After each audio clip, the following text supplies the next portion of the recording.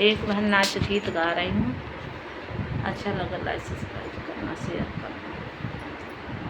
सोने की थारी में जेवना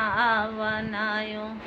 सोने की थारी में जेवना बना, हर जेवना न जेवई पीपरवा तर खड़ी, बापवा पुतवा काई नजरिया है पतही पे गड़ी, हर जेवना न जेवई पीपरवा तर खड़ी, बापवा पुतवा काई नजरिया है पतही पे गड़ी, बापवा पुतवा काई नजरिया है पतही पे गड़ी, बापवा पुतवा काई नजरिया है पतही पे गड़ी। लोटा गिलासी गेड़ुआ भरायो, लोटा गिलासी गेड़ुआ भरायो, हर गेड़ुआ न घोटाई पीपरवा तर खड़ी, बापवा पुतवा काई नजरिया है पतही पे गड़ी, हर गेड़ुआ न घोटाई पीपरवा तर खड़ी, बापवा पुतवा काई नजरिया है पतही पे गड़ी, बापवा पुतवा काई नजरिया है पतही पे गड़ी।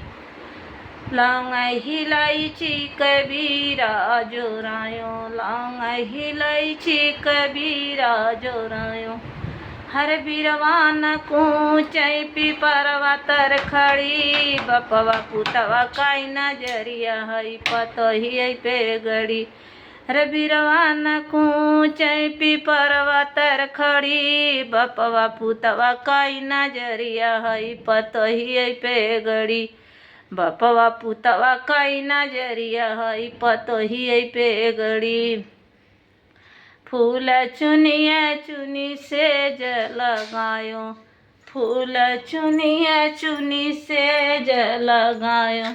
हर सजिया न सोमई पीपरवा तर खड़ी, बापवा पुतवा काई नजरिया है पतही पे गड़ी,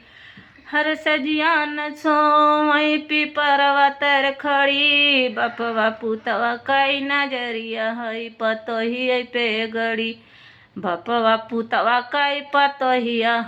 बापवा पुतवा काई नजरिया है पतही पे गड़ी, बापवा पुतवा काई नजरिया है पतही पे गड़ी,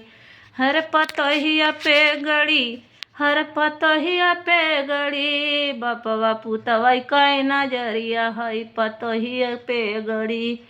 बापवा पुतवा काई नजरिया है पतही पे गड़ी।